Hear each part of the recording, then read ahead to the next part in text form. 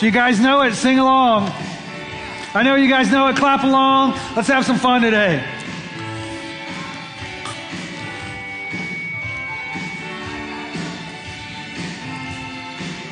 I can't hear you. There we go.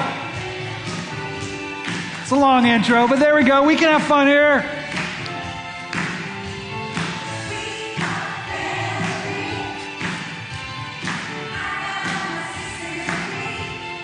You guys sound great. There we go.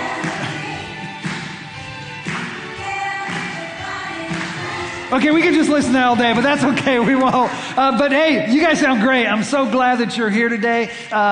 Just to catch you up to speed, we've been in this series called Family, simply called Family. And what we've been doing is we've been taking this challenge. We've been challenging one another to take these steps to help our family situations, whatever that family situation is, to take our family, help move our families toward a healthier place. Like, we're not looking for our families to be perfect. We're looking for our families to be healthier. We're not looking for our families to be stress-free. We're looking for our families to be at a healthier place than we are now. A healthier marriage, a healthier relationship with our parents, a healthy relationship with our kids, our siblings. We're looking for a healthier family perspective. It's almost like, think about your physical bodies. I'm almost 50 now.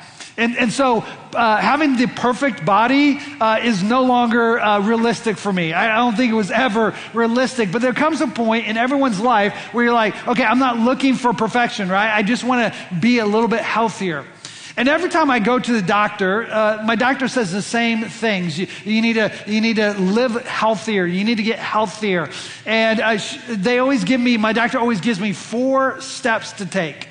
And some of you guys have probably heard these. Every time I go, here's the 4 things you need to do, Steve, to get healthy in your life. Number 1 is eat better. And I laugh at that one because I love my food so much. Anybody with me say amen with that? Like I love the French fries. I love the donuts. I love all the fried stuff and hamburgers and cheese. And so they say eat healthier. I'm like, oh, that's so hard. Yeah, but if you really want to get healthier, you're going to have to eat better than you do, Steve. Okay? But I'm 0 for 1 on that, right? The second step is drink more water. How many of you guys love water and you drink water? I hate water. Anybody with me on that? It's so hard for me to drink water. I drink 3 bottles of water on Sunday mornings, and that's it for the week, right? I mean, now, coffee and tea has a lot of water in it, and if you poured some water in a Diet Coke, I'm sure that'd be fine, right? But I just cannot drink water straight. I have to have something else with it. The third step, so now I'm 0 for 2, right? I'm not doing well in either one of those. Step number 3 is exercise. And again, I'm not that great at that. Somebody last service booed, right? That's how I feel about that. Like, come on, going up and down stairs at my house, 4 or 5 times at night. That's exercise for me. And I know I need to eat better. I know I need to drink more water. I know I need to exercise. Step 4 is get a good night's sleep. Your body needs to rest and recuperate. Now that one I'm really good at. I can sleep with the best of them. I am so good at sleeping. Once I put my head down, I am out for 7 to 8 hours every night. So 1 for 4, not too good, right? But I know I need to get healthier. I'm not looking for perfection here. I need to get better from where I am to where I need to be. And that's my hope and desire in this series, that we become healthier in our families. My hope is that your desire at the end of the day is that your family, no matter what the situation is, that you want to get closer together, that you want to become healthier and grow and thrive together. Now, every week during this series, I've made it clear from the out front that I understand that my family, the dynamics of my family is very different than yours. I recognize that. We're all over the place here today. Some of us are married. We have empty nesters. Some of us are married, have no kids. Some of us are married, have more than 1 kid. Some of us are divorced. Some of us are single. Some of us are dealing with our aging parents and trying to figure that out. Some of us are very, very close to our family members. Some of us not so much. But what we all have in common, every single one of us, whether we're here in person or online, every single one of us has a family. That might be a big group of people. It might just be one person. But we all have a family. We look at that image, whatever that is, that's your family for better or for worse. Whether you like it or not, you are stuck with that family. That is your unique context when it comes to this series. And so that's what we've been talking about, is becoming healthier, whatever family situation you're in. And yes, it's complicated. And yes, it's messy. And yes, there's going to be conflict. Just expect it. Don't be surprised when conflict arises in your family relationships. It is an ever-present reality in family life. I think of Winston Churchill, the great leader from Great Britain, who during World War II, he was known for a lot of famous speeches. But in one of his famous speeches, you might have heard this before, here's what he says. He says, speaking about his British army, he says, "We shall fight on the beaches, we shall fight on the landing grounds, we shall fight in the fields and in the streets, and we shall fight in the hills." And some of you, when you hear that, you're like, yep, that's my family, right? We know how to fight. Maybe that's a relationship with your mom and dad. And let's just be honest, some of you, you're carrying a lot of anger and hurt and pain from when you were growing up and how your parents dealt with you. You're still holding on to that. You're 40, 50 years old and you're still holding on to that. There's conflict in family relationships. For some of you, that's your rebellious son or daughter, and you don't know what to do with them, and they've rebelled against you and they're not listening to you, and you're just dumbfounded. You're lost. Maybe for some of you, that's your adult brothers and sisters, and you know what? There's some hurt feelings and some things going on, and some tension, and you hardly ever talk. And when you do, it's just superficial or it seems forced. Maybe it's in your marriage. I mean, if we're honest, some of us are in a marriage right now, we're just fighting all the time. We're fighting about our work and our jobs. We're fighting about our finances. We're fighting about our kids. We're even fighting about our faith. And Steve, if I were to be honest with you, man, we live under the same roof, but right now our hearts are miles apart. Right? I think we can all agree and relate with that family life is tough, and there is going to be conflict. I mean, it just happens. There are going to be rifts in our family. It happens. And I don't know about you, but it seems the older you get, the harder it gets to keep that family relationships together. You ever notice that? Like the older you get, it just seems like you drift further and further apart from your families. And the great tragedy of life is being blessed with a family, which we talked about the first week, that the God of the universe created this idea of family. The great tragedy of life is that you and I, we've been blessed with this thing called family, and yet not being able to sustain those relationships throughout the years. And I love the Bible because it doesn't hide from this reality. I mean, the Bible, if you open up from Genesis to Revelation, it reveals the good, the bad, and the ugly when it comes to family life. And today, I want to look at the ugly. And I'm going to tell you, it's going to get really ugly. It's going to get really bad.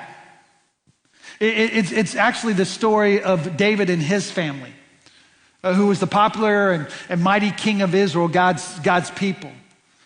Now, we talked about this before, that David was great with God. The Bible says he was a man after God's own heart, but he wasn't perfect. He was far from perfect, especially when it comes to his family.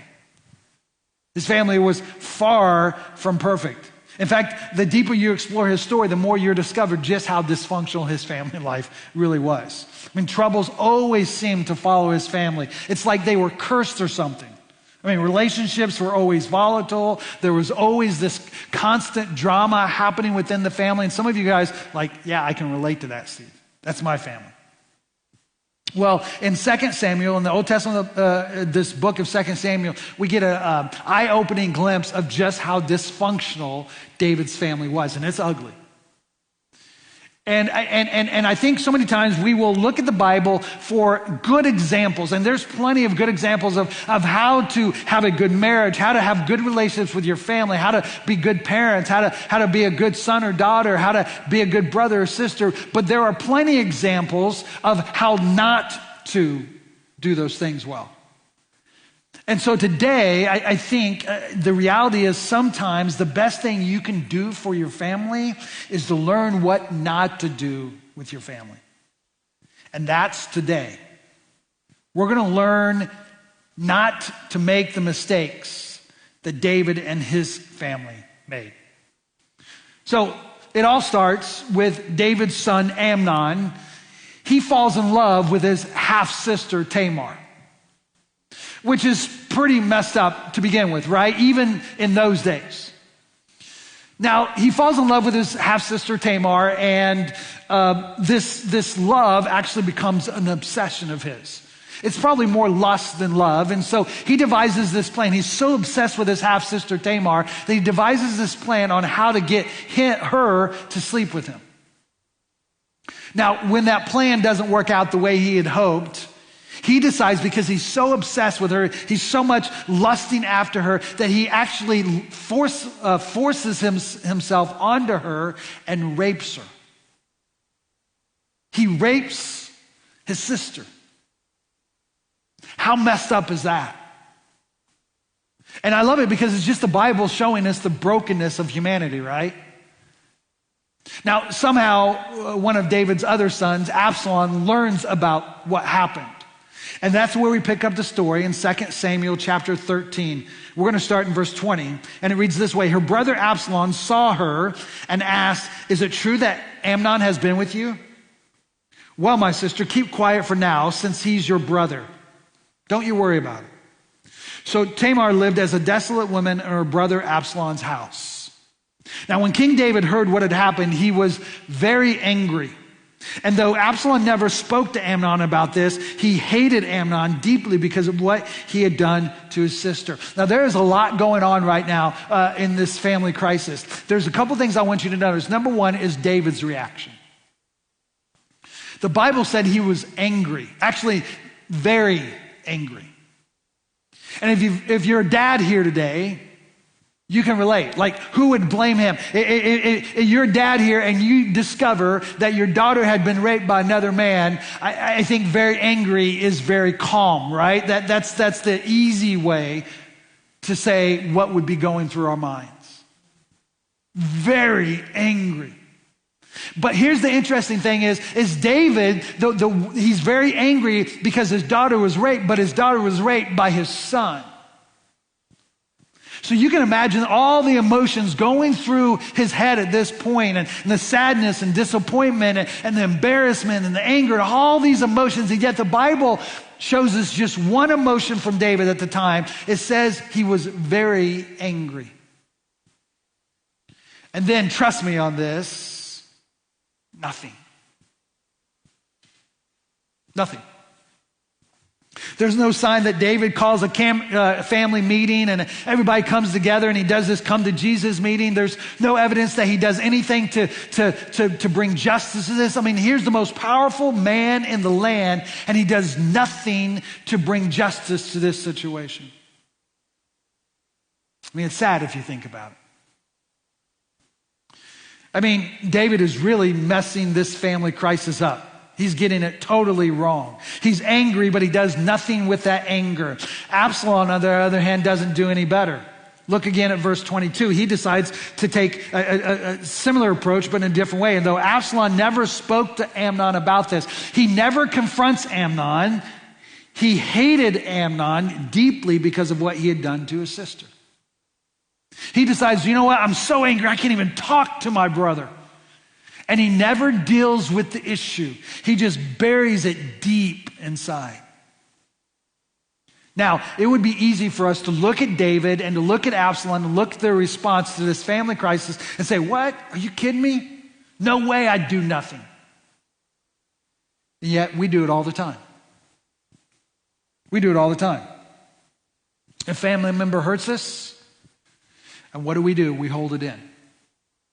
We don't want to cause trouble, and so we don't confront the person. A child rejects us. And what do? We just stuff that hurt all away. A spouse betrays us, betrays our trust. And we just distance ourselves. We just shut down emotionally and physically. See, in our families, what we often do is we let our hurt hang around and we let that anger simmer, never confronting the issues. And before long, those unresolved issues grow into something much worse. You see, you're hurt. When you get hurt in a family situation, when you don't resolve that hurt, when you don't deal with the hurt, unresolved hurt always breeds bitterness. Unresolved hurt in your life will breed bitterness. And let me just tell you, hurt, it's not going to take down your family. Bitterness is. Bitterness will rip through your family like nothing else. Bitterness will prevent you from ever saying, I'm sorry. Bitterness will leave no room for healing or reconciliation. It is ugly. If you don't deal with the hurt, I'm telling you, bitterness is going to come your way. And if you don't deal with the anger, unresolved anger, I'm telling you, breeds resentment in your life. And again, anger isn't going to rip your family apart. It's the resentment that will. Resentment is toxic to your relationships, especially to your family relationships. It's toxic to your soul. It will destroy all trust and all opportunities to forgive and to heal. And when you don't deal with the hurt, when you don't deal with the anger, it will lead to things like bitterness and resentment. And it will destroy your family dynamics. And it will spread and spread and spread. And here's the thing, you won't even realize it's spreading. You don't even realize that it's growing so fast until it's too late.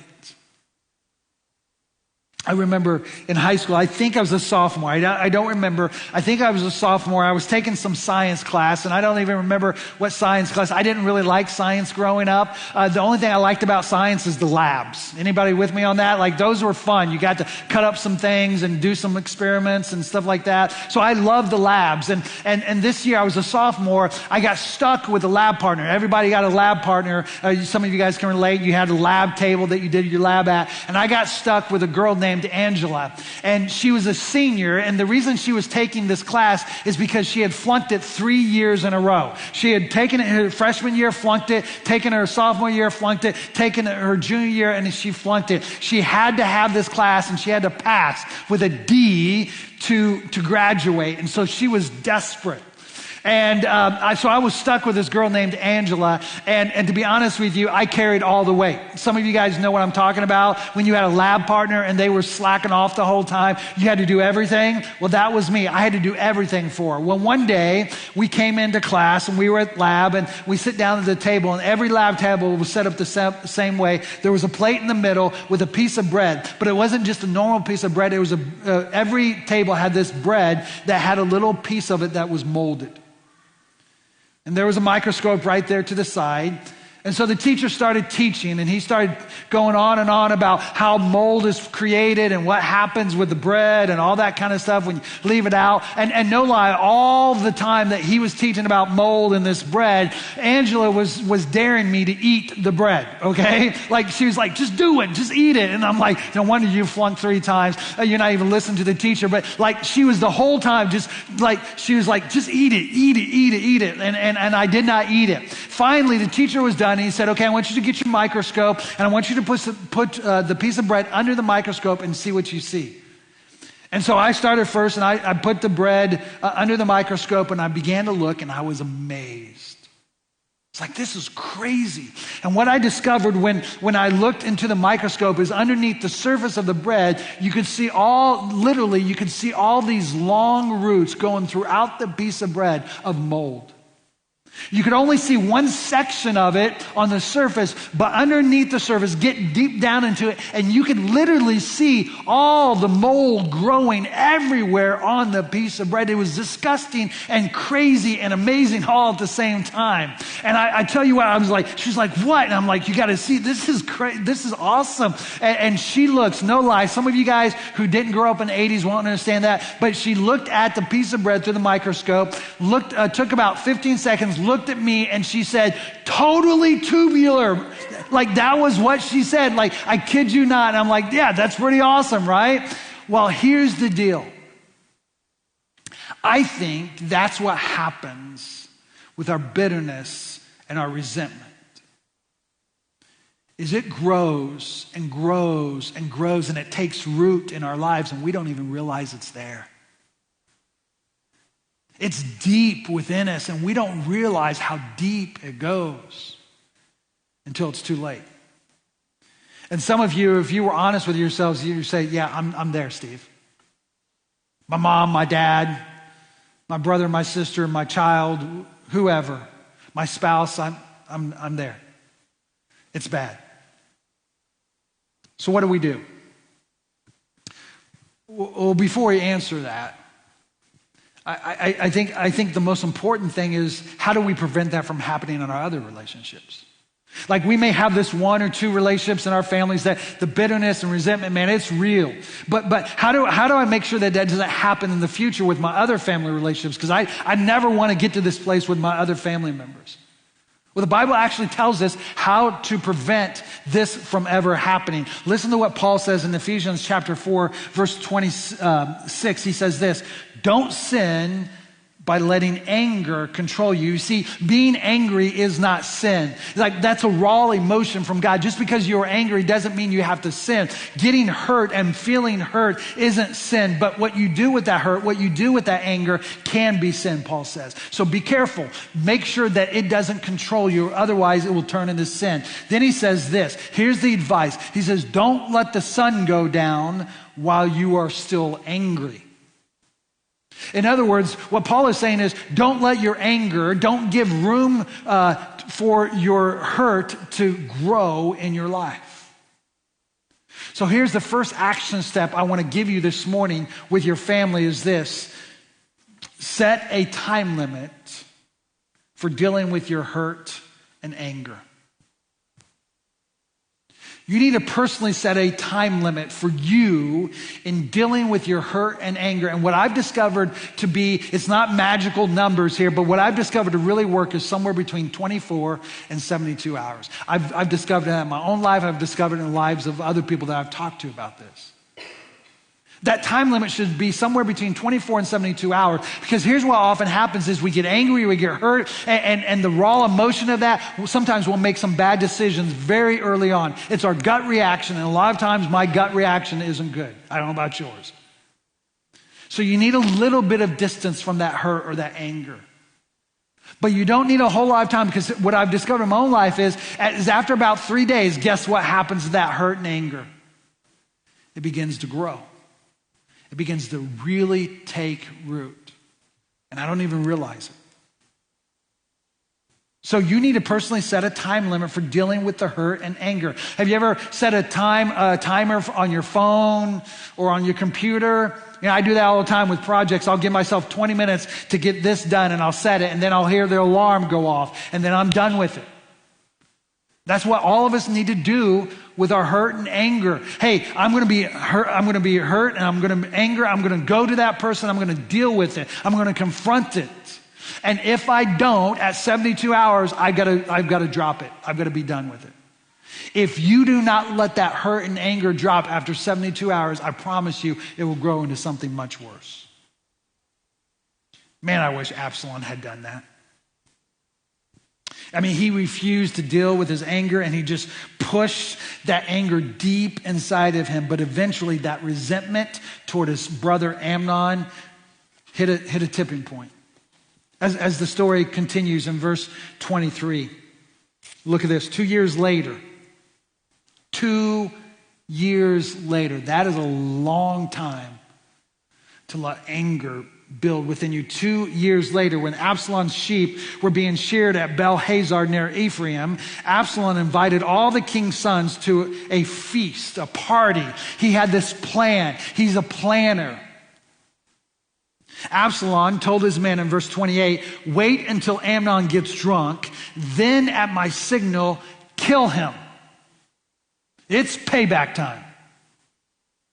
Don't be afraid. I'm the one who has given the command. Take courage and do it. So at Absalom's signal, they murdered Amnon. Then the other sons of the king jumped on the mules and fled. So now you have family rape and family murder. I mean, how messed up is this family? I bet your family's looking just a little bit better this morning, right? Of encouragement for you. I mean, this is one dysfunctional family. And Absalom runs away. And David says, I don't care. Let him run away. He's dead to me. By the way, running away when your family gets tough doesn't work. It's not the way of Jesus. So Absalom runs away, and he's gone for about 2 years. And finally, one of David's most trusted friends says, hey, it's time. Let him back into Jerusalem. And so David reluctantly agrees to this, but with a stipulation. And here's the stipulation in chapter 14. Chapter 14, starting in verse 23. Then Joab went to Geshur and brought Absalom back to Jerusalem. But the king gave this order. Here's the stipulation. He can come back. Absalom may go back to his own house, but he must never come into my presence. So Absalom did not see the king. It gets even worse. 28. Absalom lived in Jerusalem for 2 years, but he never got to see the king. Then Absalom sent for Joab to ask him to intercede for him, but Joab refused to come. Absalom asked again a second time, but again, Joab refused to come. I mean, it's such a tragic thing. When Absalom wanted to reconcile with his dad, and David made no attempt to reconcile with his son. For 2 years, they live in the same city, they live in the same neighborhood, and never once was there an invitation by David to Absalom to reconcile. Why? You may be asking, how could a man after God's own heart ever do this to his son? Like, you got to forgive him and give him some grace. I'll tell you why David decided to do this, and it's just one word. It's the word pride. Pride. David was too proud, which is often what ends up destroying our families. Pride gets in the way of reconciliation. I'm telling you, get this down because you should never forget this. When you allow pride to become more powerful, more important than the unresolved issue, when your pride and when you want to be right and you want to punish the other person is more important than resolving the conflict, let me just tell you, what you do in that moment is you destroy any hope of reconciliation. I mean, pride kills.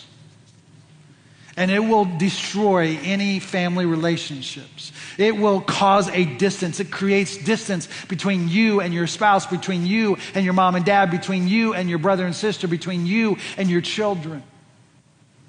When you don't deal with the issue and you just refuse to give in, because pride refuses to give in, you begin to create more and more distance. And here's what happens. The more and more distance you create between you and the other person, the more that gap grows.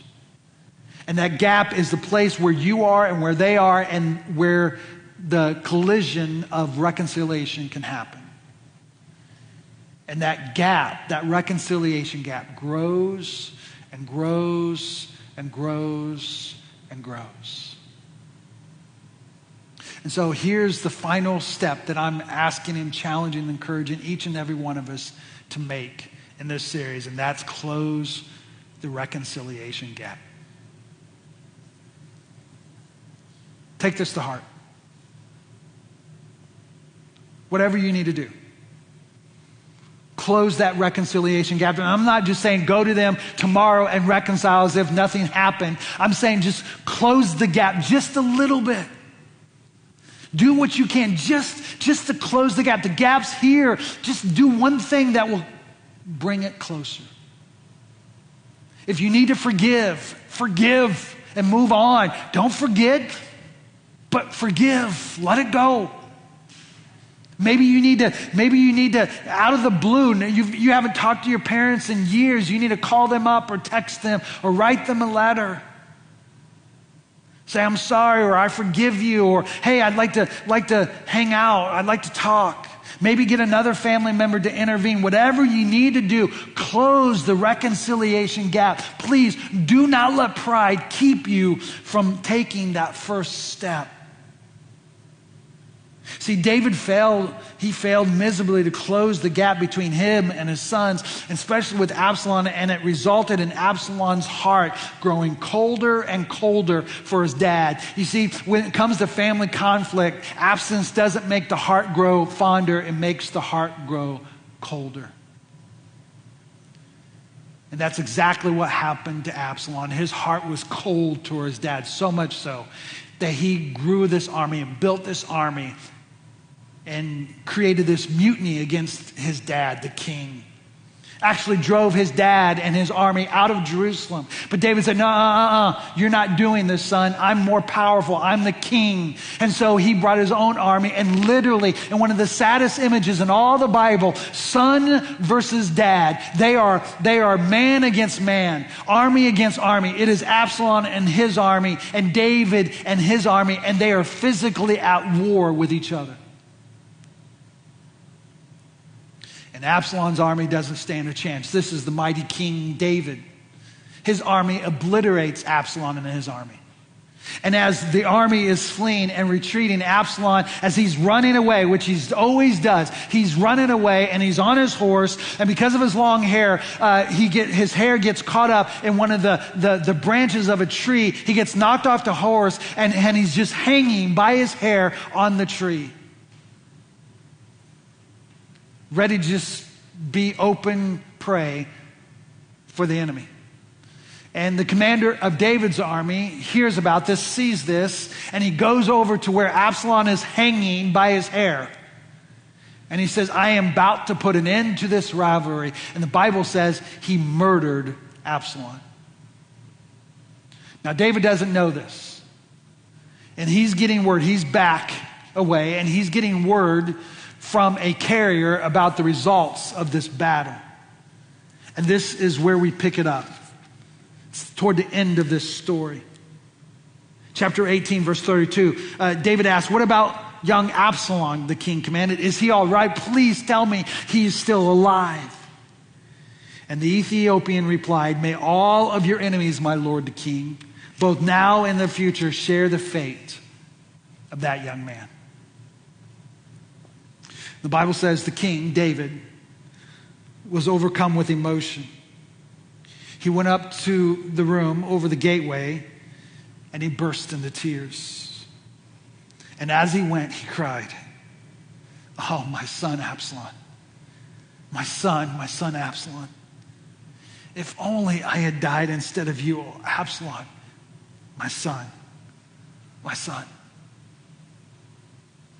What a tragic ending to a messed up, dysfunctional family. And while David continued to do great things and he was continued to be the king of Israel, there was always this huge cloud of regret hanging over how things ended with not only Absalom, but with Amnon. You see, David had made it clear, I loved both my sons deeply, but in all the craziness and all the dysfunction, he didn't know how to deal with the conflict and the issues, and he regretted it to the day he died.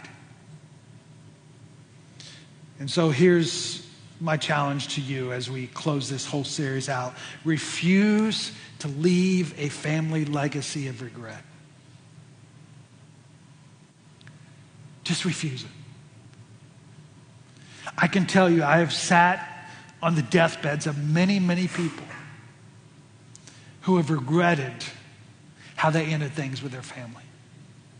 Man, I wish I would have done that. I wish I would have been better at that. I wish I would have made them a priority. I wish I wouldn't have chosen her over my wife. I wish I wouldn't have chosen them, my work over them.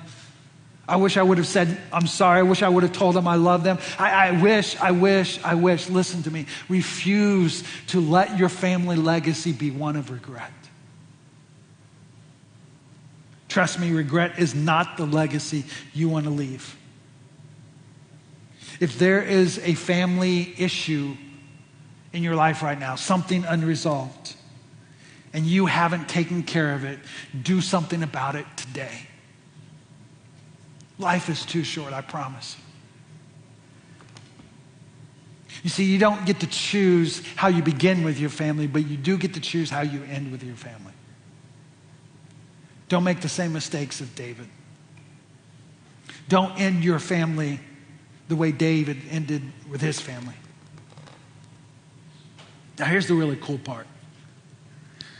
Because about 1,000 years after this tragic story, there was a cross that was raised in about the same vicinity where Absalom hung and died. See, on that cross was another son. He was dying, not because of his rebellion to his father, but because of my rebellion and because of your rebellion. On that cross, Jesus won forgiveness for all of us. All the pain, all the hurt, all the regret, all the pain we've caused, all the pain that's been done to us, all the hurt that we've caused, all the hurt done to us. That cross, what Jesus did on the cross, 1,000 years after Absalom died in that same area, was the full expression of God's love for you and for me in all of our dysfunction.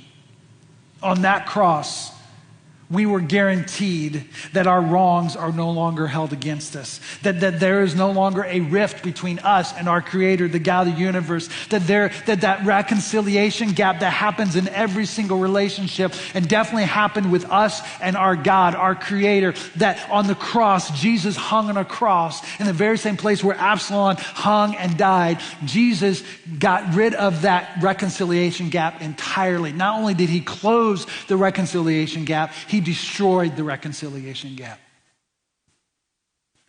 The Bible makes it clear that there is reconciliation because of what Jesus did for us on the cross. David said at the very end of his life, I would have given my life for the life of my son Absalom, for the life of my son Amnon. And that's exactly what God did for you and for me. He gave up his life through Jesus for our life. And the cross of Jesus promises us that reconciliation is possible. No matter how far we've gone from God, no matter how far we've gone away from who God wants us to be, there is the possibility of reconciliation. And you can be reconciled with your Creator today by simply accepting what Jesus did on the cross for you. I love how the Apostle Paul says it in Colossians chapter 1, he says this, and through him, meaning Jesus, and through Jesus, God reconciled everything to himself. He made peace with everything in heaven and on earth by means of Christ's blood on the cross. This includes you and me, who were once far away from God. You were his enemies, separated from him by your evil thoughts and actions. Yet now he has reconciled you to himself through the death of Christ in his physical body. And as a result, this is for you this morning. As a result, he has brought you into his own presence.